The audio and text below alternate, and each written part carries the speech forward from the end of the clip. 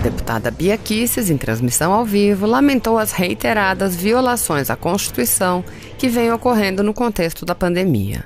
Bia Kicis lembrou que os direitos fundamentais só podem ser limitados em contextos muito específicos, como uma guerra, após o presidente declarar estado de sítio, que deve ser aprovado pelo Congresso. No entanto, os direitos fundamentais estão sendo limitados por governadores, prefeitos e ministros do Supremo.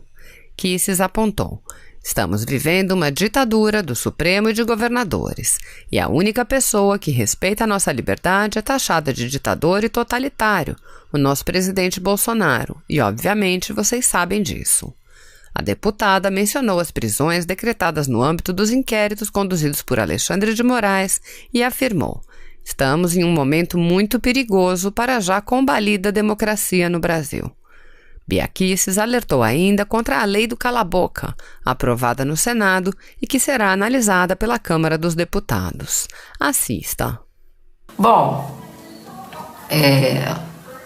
eu estive numa cerimônia no Palácio do Planalto para assinatura da prorrogação do auxílio emergencial por mais 2 meses. Então, a gente sabe que é preciso, que o povo está em casa, que as empresas estão fechadas, as pessoas não estão podendo trabalhar, e é preciso que elas recebam esse auxílio. Mas, gente, não vamos nos enganar. Tudo isso, nós vamos pagar muito caro por isso depois. A sociedade brasileira vai pagar muito caro por isso, tá? Os nossos filhos, os nossos netos, nós vamos pagar muito caro pelo que está acontecendo. E daí, né, que a gente realmente, as pessoas perguntam, mas e aí, o que fazer? Gente, eu não sei o que fazer, eu não tenho a resposta, eu não tenho a fórmula, né? Eu não tenho, mas uma coisa é certa, eu sei porque eu sou advogada, fui procuradora, nós não podemos nos afastar do que diz a Constituição, em hipótese alguma. E a Constituição está sendo rasgada, então já está errado. Jamais um governador ou um prefeito poderia ou mesmo o Supremo Tribunal Federal, poderia nos impedir de sair de casa, de trabalhar da forma como está sendo feita. Porque a Constituição diz que para restringir qualquer garantia fundamental nossa, que são cláusulas pétreas do artigo 5º, e o direito ao culto, o direito a exercer o trabalho, o direito à liberdade, a liberdade de ir e vir, a liberdade de expressão, tudo isso está na Constituição, e qualquer dessas garantias só pode ser mitigada mediante uma decisão do presidente da República, não é de prefeito, não é de governador, não é de Supremo, é do presidente, que declara estado de defesa, que depois é ratificado pelo Congresso, ou estado de sítio, que é em caso de uma guerra. E o Congresso tem que aprovar. Então, gente, o que está acontecendo é gravíssimo. E o Estado, a Constituição, ela tem que vigorar. Não é só quando está tudo certo, é exatamente quando a gente tem problemas. Como a gente está vivendo um caso como esse de pandemia, que nunca se viveu antes, que não sabe o que fazer, a Constituição tem que ser o nosso guia. E ao invés da Constituição ser o nosso guia, nós estamos sendo guiados pela cabeça de governadores, prefeitos e dos ministros do Supremo, pela caneta deles. Então, gente, eu não me conformo. E no filme tem o professor, o advogado e professor Ricardo Gomes, ele fala o seguinte: nós vivemos num país em que a sociedade delegou ao governo para cuidar da nossa vida, delegamos o sistema de saúde, delegamos que eles gerenciem, organizem o sistema de saúde para cuidar da nossa vida. E chegamos a um ponto agora em que, para cuidar do sistema de saúde, eles querem controlar a nossa vida, entendeu? Então, antes era o seguinte, a justificativa para cuidar da nossa vida, controla o sistema de saúde. Agora, para controlar o sistema de saúde, querem controlar a nossa vida. Estão tirando a nossa liberdade. Isso é gravíssimo.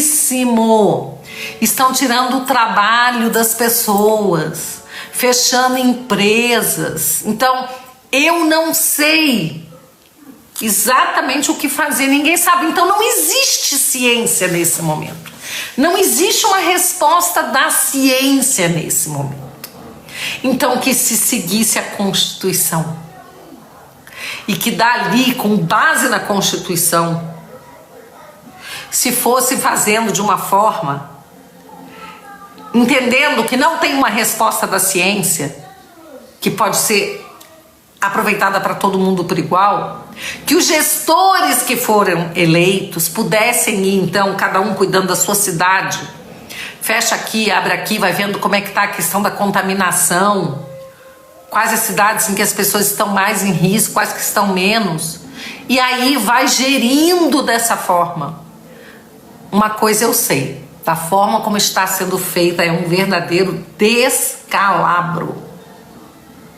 E aí você assiste governador, né, dar entrevista e dizer que vai multar e vai até prender, que vai prender quem ousar sair pra rua. Gente, olha, sinceramente, me sobe uma coisa assim, sabe? Me dá uma indignação tão grande, tão grande. Estamos vivendo uma ditadura do Supremo e de governadores. E a única pessoa desses políticos aí que respeita a nossa liberdade é taxado de ditador e totalitário. E eu estou falando do presidente Bolsonaro. Obviamente vocês sabem disso. Vamos voltar aqui para a nossa retrospectiva. A China, que muitos acham que é um grande exemplo a ser seguido aqui, por causa dos negócios que nós temos que fazer com a China aprovou uma controversa lei da segurança para Hong Kong. Apesar do acordo que existia e tudo mais, desrespeitando o acordo, a nova lei permite a abertura de escritórios das agências chinesas de segurança nacional em Hong Kong e Macau, o que aumenta o controle de Pequim, né, sobre os dois territórios semi-autônomos, tá? Além disso, segundo a emissora pública de Hong Kong, essa nova lei, ela permite punir os crimes de como crime, separatismo, subversão, terrorismo e colusão com forças estrangeiras, com penas que vão de 3 anos de cadeia à prisão perpétua. Já pensou? A prisão perpétua. Manifestação pode dar prisão perpétua. No Brasil não dá perpétua porque a Constituição não permite prisão perpétua, mas já está dando prisão. No Brasil, manifestação contra o governo. Não, e pior é que aqui não é contra o governo, aqui é a favor do governo. Lá é contra o governo. Aqui quem está sendo presa, quem apoia o governo, está dando prisão, tá? Então nós já tivemos a Sarah Winter, nós já tivemos o Oswaldo Eustáquio, né? Jornalista, que aí a mídia chama de blogueiro. Então, como chama de blogueiro, aí então tá certo. Aí pode prender, aí pode fazer o que quiser. Porque chamou de blogueiro, né? O cara é jornalista, minha gente. Assim como o Alan dos Santos é jornalista. Mas para os jornalistas que nós temos aí de Globo News, CNN, Veja, tudo quanto é canto, não se sentirem, né, assim, forçados, obrigados a defender o que está acontecendo com um colega deles, aí eles chamam de blogueiro. Até a gente falou o seguinte, vamos chamar esses jornalistas aí de blogueiros também, blogueiro da CNN, blogueiro da Globo News, blogueiro, porque então vamos igualar todo mundo.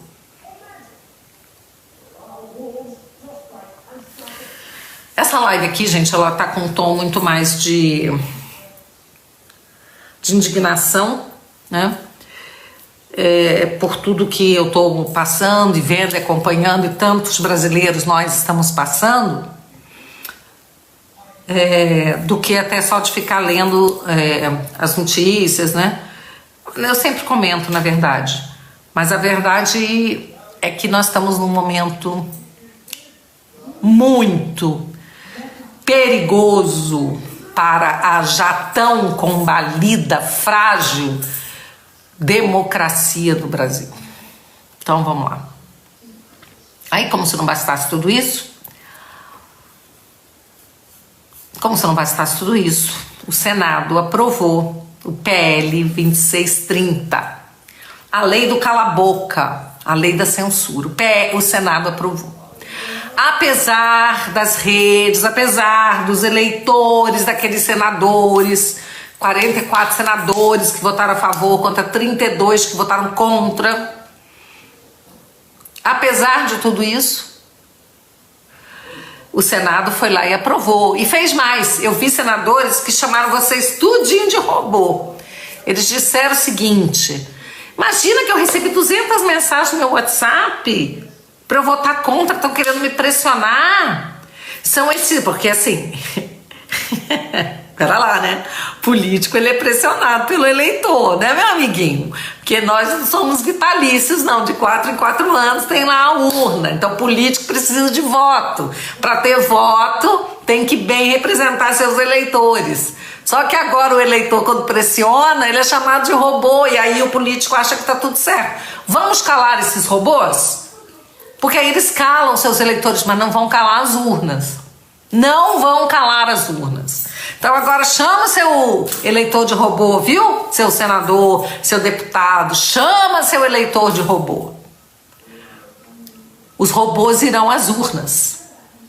Aliás, os robôs irão às urnas agora em novembro. Nós adiamos as eleições, eu votei contra, tá? Mas as eleições municipais acabaram de ser adiadas para o dia 15 de novembro, então ao invés de ser em outubro, será dia 15 de novembro, primeiro turno, 29 de novembro, segundo turno, mas a diplomação será no dia 18 de dezembro, não vai mudar o calendário eleitoral, só da eleição. E eu espero que os candidatos ligados aos senadores que votaram pelo cala-boca, aos deputados que vierem a votar pelo cala-boca, que o eleitor possa fazer essa ligação. Fica difícil a gente falar em partido, porque tem partido que votou uma parte a favor, outra contra. Mas observem, por exemplo, aqui no DF, graças a Deus, os 3 senadores votaram contra a lei do cala-boca, a lei da censura. Senador Regufe, senadora Leila do Vôlei e senador Isalci. Então, parabéns aos 3 que foram respeitosos com os seus eleitores, porque os eleitores mostraram que não querem ser calados. Mas teve estado aí em que todos os 3 ou 2 senadores votaram pelo cala-boca. Então, acompanhem. Sabe qual é o problema? Senado são 8 anos, então o cara se elege, ele pensa assim, eu tenho 8 anos para fazer o que eu quiser, até eu concorrer de novo. O meu eleitor já esqueceu, nem lembro do que eu fiz. Tem que acompanhar os 8 anos, porque senão chega no último ano, o cara vai lá, faz um monte de coisa bacana, fica bonzinho, né? Veste a carinha de gente boa. É preciso acompanhar, gente. Todo mandato do parlamentar, todo, aqueles em quem vocês votaram, é preciso acompanhar o tempo inteiro e dar a resposta nas urnas. Imagina se ministro Supremo tivesse que contar, né, dependesse da vontade do povo. Ia ser diferente, não ia? Ia ser muito diferente. Pois é, mas político depende, então fiquem de olho.